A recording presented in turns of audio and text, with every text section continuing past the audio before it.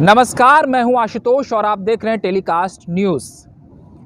बिहार में ठंड बहुत बढ़ गई है मगर राजनीतिक पारा गर्म है।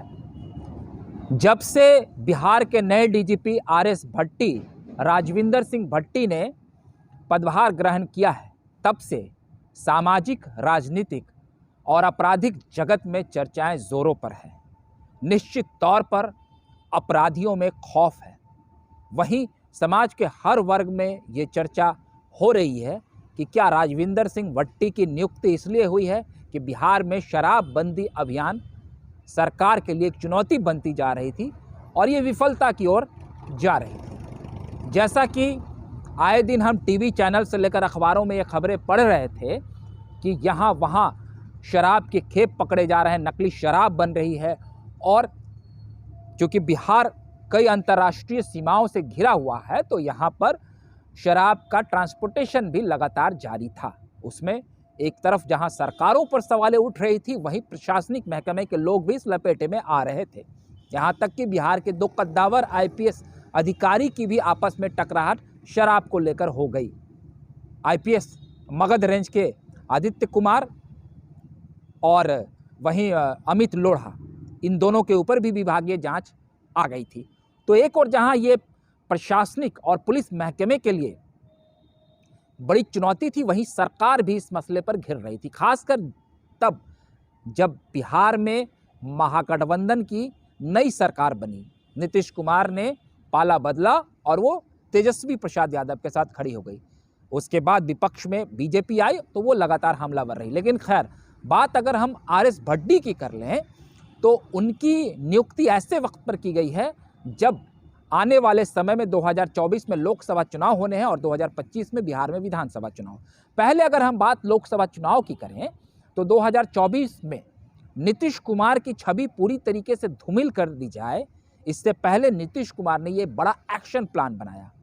आए दिन जो अपराध की घटनाओं को लेकर बिहार में बीजेपी के नेता नीतीश कुमार को घेर रहे थे, बीजेपी के तमाम छोटे बड़े नेता, चाहे वो फिर केंद्रीय मंत्री हों या प्रदेश के नेता हों, मंत्री, पूर्व मंत्री हों, जो भी लोग हों, वो नीतीश कुमार को सीधे तौर पर चुनौती दे रहे थे। क्योंकि बिहार में नीतीश कुमार की पार्टी अब राजद के साथ गठबंधन में है और राजद का एक पुराना इतिहास रहा है कि राजद के ऊपर जंगल राज का आरोप लगा है। खुद नीतीश कुमार ही आरोप लगाते रहे हैं और उसी आरोप को लगाते लगाते संघर्ष कर वो सत्ता के शिखर तक पहुंचे और 17 सालों से मुख्यमंत्री हैं। लेकिन अब नीतीश कुमार राजद के साथ खड़े हैं और राजद में पुराने कई बाहुबली, कई अपराध में लिप्त नेता और उनका पुराना इतिहास रहा है। तो ऐसे में नीतीश कुमार को एक चुनौती तो आएगी। अब आप गेम प्लान और इस एक्शन को समझ लीजिए कि नीतीश कुमार ने क्या संकेत दिया है। उन्होंने आरएस भट्टी, जो कि अपने समय के एक कद्दावर पुलिस अफसर हैं, जो कि बहुत ही ईमानदार हैं, अपराधी उनके नाम से थर-थर कांपते हैं, बिहार के बड़े बाहुबली, खौफ के पर्याय बन चुके सैयद मोहम्मद शहाबुद्दीन, जो कि राजद के पूर्व सांसद रहे, अब वो इस दुनिया में नहीं है, लेकिन सिवान जिले में उनके नाम की तूती बोलती थी और पूरे बिहार में उनका शासन चलता था। वैसे शहाबुद्दीन को हथकड़ी पहनाने वाले ये डीजीपी आरएस भट्टी ही थे। वहीं प्रभुनाथ सिंह, जिनके नाम से सारण के बेल्ट में लोग थर-थर कांपते थे, उनके ऊपर कोई नज़र नहीं उठा सकता था, उन्हें भी आरएस भट्टी ने गिरफ्तार किया था।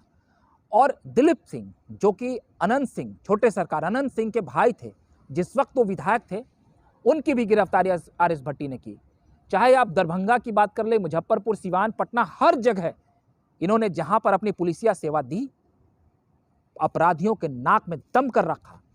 तो उस आरएस भट्टी की, जिनकी एक बड़ी आप उसको कह सकते हैं बिहार के अंदर पुलिसिया तंत्र के अंदर भी पकड़ है और जो वो पुलिस सेवा में अपनी जो पकड़ रखते हैं और जिस तरीके से अपराधियों के साथ वो डील करते हैं, यहाँ तक कि उन्होंने जब बिहार से बाहर उन्होंने सेवा दी तो अंडरवर्ल्ड के भी कई बड़े क्रिमिनल्स उनके नाम से थर-थर कांपते थे। और ये मीडिया से हमेशा दूर रहते हैं, कभी खुद का प्रचार नहीं करवाते हैं। अंडरवर्ल्ड को भी इन्होंने घुटने पर लाया, बिहार के बड़े अपराधियों को घुटने पर लाया। वो अब बिहार के डीजीपी हैं, तो एक बात आप समझ लीजिए कि बिहार में अगर नीतीश कुमार को बीजेपी घेरेगी तो सिर्फ और सिर्फ क्राइम के मसले पर घेर सकती है, शराबबंदी के मसले पर घेर सकती है। तो नीतीश कुमार ने एक तीर से दो शिकार किया है। जैसा कि हम सभी जानते हैं कि आर एस भट्टी का पुराना इतिहास रहा है कि राजद के कई नेताओं को उन्होंने पकड़ा है, उन पर नकेल कसी और अपराध पे काबू पाया था, और वही राजद आज सत्ता में है। तो नीतीश कुमार ने सीधे तौर पर अपनी सहयोगी पार्टी राजद को भी यह संदेश दे दिया है कि क्राइम बिहार में बर्दाश्त नहीं किया जाएगा। क्राइम और करप्शन कंट्रोल कर लेकर नीतीश कुमार की जो जीरो टॉलरेंस की नीति है वो बरकरार रहेगी। वहीं बीजेपी को भी सीधे तौर पर चेता दिया है कि अब आर एस भट्टी आ गए हैं, आप संभल जाइए, आपके आरोप सरकार पर कोई असर नहीं डाल सकते हैं। आपके आरोप, बीजेपी को नीतीश कुमार ने सीधा यह संदेश दे दिया कि आपके आरोप हम पर कोई असर नहीं डाल सकते। नीतीश कुमार सुशासन की अपनी जो जीरो टॉलरेंस की जो उनकी नीति रही है उसको लेकर वो आगे बढ़ेंगे। और आर एस भट्टी बिहार में एक और जहां अपराध पर पूरी तरह से नियंत्रण पाएंगे, वहीं शराबबंदी अभियान को भी वो सफल बनाने के लिए जीतोड़ मेहनत करेंगे। जरा आप सोच लीजिए, अगर ये अभियान सफल हो गया तो नीतीश कुमार की बड़ी जीत होगी। और नीतीश कुमार जो ये सपना देख रहे हैं कि 24 में प्रधानमंत्री के पद के उम्मीदवार के तौर पर प्रोजेक्ट हो, अगर नहीं भी होते हैं तो उनकी पूरी कोशिश होगी कि 24 में बिहार में भाजपा को वो करारी शिकस्त दे, उनकी सीटों को कम करे और किसी तरीके से भाजपा के हार का वो कारण बने। तो 24 में अगर बीजेपी बिहार में, बीजेपी की रणनीति थी कि वो शराबबंदी के मामले पर और अपराध के मामले पर नीतीश कुमार को घेरेगी और उसकी छवि खराब करेगी। तो जो नीतीश कुमार ने इतने दिनों से जो अपनी छवि बनाई है, उनकी छवि धूमिल होती दिख रही थी। तो राजनीति में संकेत बड़े मायने रखते हैं। नीतीश कुमार ने हार नहीं मानी और वो एक बार फिर से उन्होंने एक तीर से दो शिकार कर दिया कि तेजस्वी प्रसाद यादव की पार्टी भी अगर अपराध को बढ़ावा देगी, अगर राजद की तरफ से अपराध किए जाएंगे तो सीधे तौर पर आर एस भट्टी एक ऐसे अफसर हैं कि कोई बात नहीं सुनेंगे, कोई भी राजनीतिक जो संरक्षण प्राप्त अपराधी होगा वो बच नहीं सकता है। और वहीं नीतीश कुमार की तो ये छवि रही ही है। और बीजेपी को भी उन्होंने एक सख्त लहजे में संदेश दे दिया है कि आप हमें अब अपराध के मामले पर नहीं घेर सकते, क्योंकि आए दिन अपराध की घटनाओं को लेकर बीजेपी हमलावर थी। तो ऐसे में अब 24 के लोकसभा चुनाव से पहले नीतीश कुमार बिहार में खुद की छवि को भट्टी के आश्रय एक बार फिर से घेरेंगे। और जैसा कि हम सभी जानते हैं कि आर एस भट्टी जब डीजीपी बन चुके हैं और बिहार में जब उन्होंने पदभार ग्रहण किया तो बुधवार के दिन उन्होंने एक मैराथन बैठक की है और उस बैठक में पुलिस विभाग के तमाम छोटे बड़े अधिकारी मौजूद थे। उन्होंने सीधे तौर पर यह संदेश दिया है कि आप अपराधी को दौड़ाइए, नहीं तो वो आपको दौड़ाएंगे। और उसका फलस्वरूप ये भी दिखा कि गुरुवार की सुबह पटना हाईकोर्ट के बाहर जमुई का एक पुराना अपराधी जिसका नाम मोहम्मद सिकंदर था, उसने एक मुखिया के मर्डर केस में वो आरोपित था, उसे पुलिस ने दौड़ाकर पकड़ा है।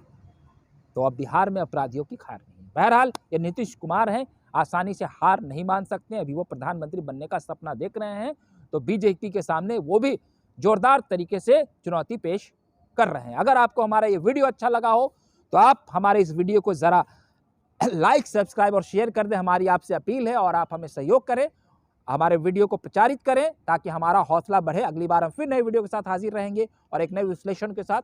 तब तक के लिए आप हमें इजाज़त दीजिए और हमारे चैनल्स को आप बने रहिए। बहुत बहुत धन्यवाद हमारे चैनल को देखने के लिए।